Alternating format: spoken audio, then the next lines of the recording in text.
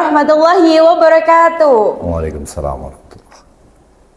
Halo teman-teman Kemenak semua, kembali lagi di podcast pada hari ini. Sebelumnya saya Mairani Harista Putri. Kali ini saya ditemani oleh Bapak Hayatul Mahki SSMPD sebagai narasumber podcast kali ini. Bagaimana kabarnya Bapak? Alhamdulillah baik, sehat.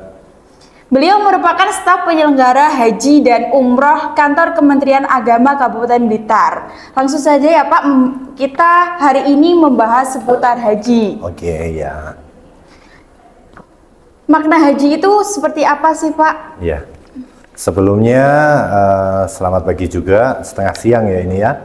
Jadi haji merupakan rukun Islam yang kelima. Tentunya sebagai penyempurnaan dari rukun Islam itu sendiri setelah beberapa rukun dikerjakan, maka kewajiban setiap muslim yang mampu itu wajib melaksanakan ibadah haji tentunya.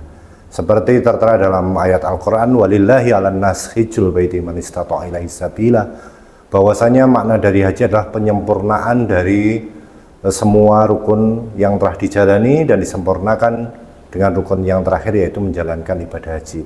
Tentunya sangat luas artinya karena haji sendiri merupakan ibadah yang memerlukan beberapa hal.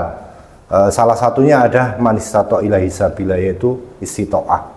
Istito'ah dari makna bahasanya adalah mampu dalam artian mampu biayanya, mampu sehatnya, juga mampu dalam perjalanannya. Jadi makna dari ibadah haji sendiri adalah menyengaja untuk datang memenuhi panggilannya, yaitu menjalankan ibadah haji, yaitu untuk berkunjung ke Baitullah. Tentunya itu tadi dengan syarat istito'ah alias sehat, alias mampu biayanya, juga mampu perjalanannya, seperti itu. Nah yang kemudian kan haji itu membutuhkan cara pendaftaran. Nah ada jenis-jenis cara pendaftaran untuk jemaah haji yang akan menunaikan haji itu bagaimana? Iya, jadi begini, haji itu dibagi dua. Jadi ada haji reguler, juga ada haji plus. Jadi untuk haji yang dikelola oleh pemerintah itu adalah haji reguler. Tentunya aturan dan regulasi ditentukan oleh pemerintah, termasuk kuota atau aturan-aturan yang lain ditentukan oleh pemerintah. Jadi daftarnya juga ada di kantor Kementerian Agama Kabupaten Kota. Sedangkan untuk haji plus itu murni yang melaksanakan adalah pihak swasta alias travel umroh atau haji plus. Oleh karena itu bagi masyarakat atau khalayak yang pengen menunaikan ibadah haji ada dua pilihan, yaitu haji reguler yang diselenggarakan pemerintah dengan segala konsekuensinya, yaitu antriannya agak panjang. Antriannya untuk saat ini ketika mendaftar itu nanti berangkatnya masih tahun 2058. Berarti berapa tahun lagi bisa bisa dibayangkan dengan biaya yang lebih murah tentunya. Sedangkan haji plus itu memang antreannya agak tidak begitu lama, yaitu antara 5 sampai 7 tahun, dan tentunya biayanya agak lebih besar. Tahun ini untuk haji plus itu sekitar 300-an juta lebih. Jadi 4 kali lipat dibandingkan dengan haji reguler. Tapi konsekuensinya adalah antreannya tidak begitu lama, yaitu 5 sampai 7 tahun, dan tentunya juga fasilitas karena yang menyelenggarakan swasta, sedangkan pemerintah yang menyelenggarakan haji reguler ada pemerintah yang dikelola oleh jamaah yang lebih banyak, tentunya juga agak berbeda, seperti itu. Nah, menyinggung pertanyaan yang tadi, mengapa itu masa tunggu haji reguler itu semakin tahun semakin lama, Pak? Begini, jadi untuk antrean sendiri terkait dengan kuota yang diberikan oleh pemerintah Arab Saudi terhadap jamaah haji dari Indonesia. Jadi sebenarnya setiap tahun itu kuota yang diberikan oleh pemerintah Arab Saudi terhadap jamaah haji Indonesia itu selalu bertambah. Contohnya tahun ini kita ditambah 10.000, 20.000. Jadi untuk mulai tahun 2015, 16, 17, 18, 19 sampai sekarang kuota itu terus bertambah. Untuk apa? Untuk mempercepat antrean haji itu sendiri. Karena apa? Semakin lama jamaah atau antusiasme masyarakat yang pengen mendaftar haji juga besar. Berbanding terbalik dengan kuota yang diberikan itu dibandingkan dengan jamaah yang mengantri itu lebih banyak yang mengantri. Untuk tahun ini jamaah kuota yang diberikan oleh pemerintah Arab Saudi untuk Indonesia adalah 241.000.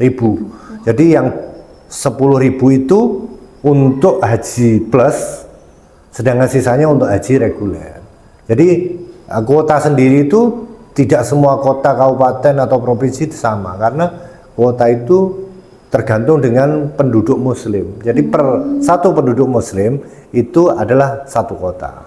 Jadi tidak bisa dibayangkan aku daftar aja di Bali, aku daftar aja di mana kaum muslimin minoritas di sana. Tentunya juga juga sedikit kuotanya di sana, karena perhitungannya dari kota adalah per 1.000 penduduk muslim adalah satu. Ketika penduduk muslimnya sedikit, otomatis kuotanya sedikit. Ketika penduduknya muslim banyak, kuotanya juga disesuaikan jadi. Iya.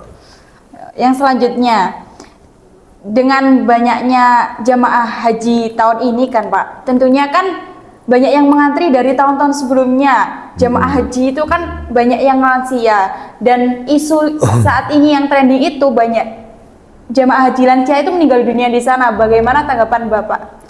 Mungkin nggak bisa didefinisikan banyak jamaah haji yang meninggal di sana. Per hari ini jamaah haji yang meninggal di sana itu cuman 134 jamaah per hari ini. Jadi sangat kecil dibandingkan dengan tahun-tahun yang lalu. Tahun-tahun yang lalu di 20 hari penyelenggaraan haji itu sudah di atas angka 400-an. Tahun ini sangat minim sekali. Karena apa? Karena regulasi dari pemerintah, terutama hampir 3 tahun belakangan ini, moto dari atau jargon dari pemerintah adalah haji ramah lansia. Jadi lansia itu diberi kuota khusus.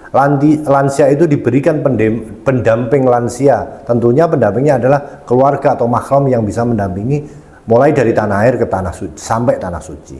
Sedangkan untuk tahun ini juga ada skema murur namanya. Murur adalah skema di mana jamaah haji lansia diprioritaskan untuk diberangkatkan, dinaikkan bis tersendiri, tidak campur dengan jamaah yang lain. Jadi skema murur adalah di mana mulai dari pemberangkatan prosesi haji, mulai berangkat wukuf ke Arafah, dengan skema murur adalah di mana jamaah lansia itu dinaikkan kendaraan atau bis yang menuju Arafah disendirikan, tidak bercampur dengan jamaah yang lain. Sampai Arafah, wukuf dan lain-lain, bergeser menuju prosesi selanjutnya adalah wajib haji, adalah mabit di Musdalifah. Di situ jamaah haji lansia juga diangkut sendiri menuju Musdalifah dengan bis tersendiri, dan skema murur adalah tidak turun di Musdalifah. Artinya apa?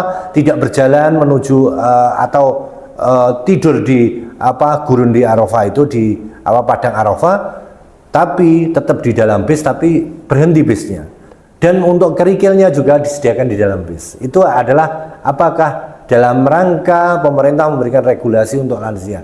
Habis itu diantar ke Mina, sudah selesai. Jadi jamaah haji lansia itu benar-benar tahun ini diprioritaskan. Jadi untuk tahun ini sangat-sangat minim lansia untuk yang meninggal di sana. Terutama dibandingkan dengan tahun-tahun yang lalu, dibandingkan dengan 2, 3, 4 tahun yang lalu, tahun ini sangat-sangat sedikit yang meninggal. Seperti itu. Jadi pemerintah itu memberi solusi yang terbaik ya Pak untuk solusi jemaah. Yang terbaik untuk tahun ini, contohnya seperti ini. Jadi tahun ini adalah untuk pelunasan itu jamaah wajib istitoah terlebih dahulu. Jadi artinya istitoah apa? Harus sehat dulu baru bisa melunasi. Untuk tahun-tahun yang lalu enggak. Tahun-tahun yang lalu adalah ketika jamaah sudah mempunyai hak untuk berangkat, ya sudah, pelunasan bisa. Masalah kesehatannya nanti belakangan. Sedangkan tahun ini harus sehat dulu, diperiksa secara bertahap, mulai pemeriksaan tahap 1, pemeriksaan tahap 2. Habis itu ditentukan oleh dinas kesehatan terkait yang bersangkutan ini istitoah atau enggak. Baru ketika sudah ditentukan istitoah, baru bisa pelunasan. Artinya apa? Screening untuk kesehatan untuk haji tahun ini benar-benar diprioritaskan. Supaya apa? Supaya jamaah itu berangkat ke tanah suci dalam keadaan sehat, beribadah secara nyaman, dan motonya adalah hajinya sehat, hajinya mabrur. Seperti itu. Lalu pada saat ini juga ada terdapat isu yang sangat trending ya Pak di TikTok, di Facebook, di IG itu bahwa banyaknya jamaah haji yang menggunakan visa ziarah bukan menggunakan visa haji sehingga tidak bisa memasuki Arafah. Nah itu tanggapan Bapak seperti apa? Jadi begini, memang isu ini tidak hanya pada tahun ini dan isu itu mesti berkembang ketika pada saat pelaksanaan haji tentunya adalah ketika wukuf di Arafah, karena al-hajju Arafah. Jadi semua jamaah haji yang berada di tanah suci ketika pada puncak haji wajib semua untuk wukuf di Arafah, karena ketika tidak di Arafah berarti tidak bisa dinamakan menunaikan ibadah haji. Jadi isu tentang haji dengan visa tazkiyah, visa ziarah dan lain-lainnya tidak berkembang pada tahun ini saja, karena mungkin tahun ini dengan kemajuan teknologi TikTok dan lain-lain maka virallah hal tersebut. Dan tentunya tidak hanya tahun ini, sudah saya kasih tahu bahwasanya 3-4 tahun belakangan ini sangat-sangat banyak jamaah haji yang berangkat menuju tanah suci dengan kuota atau dengan visa tersebut. Tentunya regulasi dari Kementerian Agama ketika jamaah haji yang mau menunaikan haji dengan visa tazkiyah, visa ziarah, visa apapun itu, maka pemerintah sangat-sangat tidak menganjurkan, tidak mensarankan, bahkan melarang. Maka dari itu ketika kita sudah memberikan larangan dan lain-lain, dan tentunya kita juga menindak travel-travel yang memberangkatkan jamaah haji dengan tidak menggunakan visa haji. Dan itu regulasi sudah diatur oleh Kementerian Agama RI, tentunya Kementerian Agama Pusat, bahwasanya travel-travel yang memberangkatkan dengan visa ziarah, visa tazkiyah itu sudah tercatat, dan insya Allah untuk tahun ini diperketat dan ada sanksi untuk travel-travel tersebut.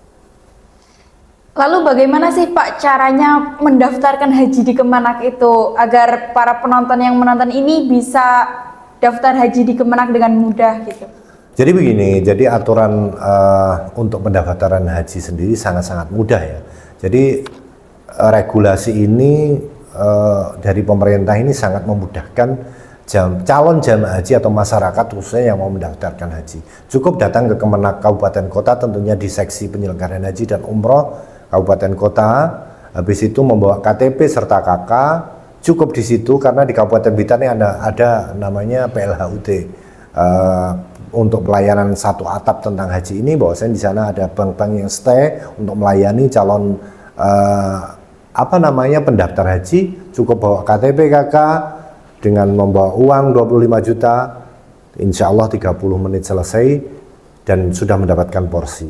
Jadi sangat mudah ya Pak untuk sangat mudah sekali, tidak sama dengan tahun-tahun. Mungkin stigma masyarakat untuk 5 tahun yang lalu, 6 tahun yang lalu itu jamaah ketika mendaftar ke bank dulu, membawa KTP, KK dengan foto, dengan persyaratan yang lain, ke Kemenak, habis itu balik lagi ke bank, balik lagi ke Kemenak. Tapi dengan adanya peraturan Menteri Agama tentang pendaftaran haji, maka dipangkaslah skema itu untuk memudahkan calon jamaah haji yang mendaftar, yaitu cukup datang di Kemenak, dan Kemenak bekerja sama dengan bank-bank untuk menerima setoran awal dari jamaah haji, habis itu langsung mendapatkan porsi di kantor Kementerian Agama. Cukup simpel sekali.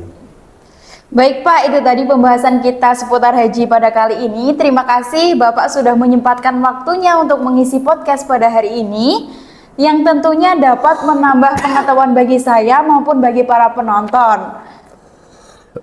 Tidak terasa kita sudah di ujung podcast kali ini. Terima kasih ya Bapak. Iya, sama-sama Mbak. Ya. Semoga kita selalu diberi kesehatan, amin. Sehingga bisa menunaikan ibadah haji suatu saat nanti. Amin. Saya Merani Harista Putri, mohon maaf jika ada perkataan yang salah. Wassalamualaikum warahmatullahi wabarakatuh.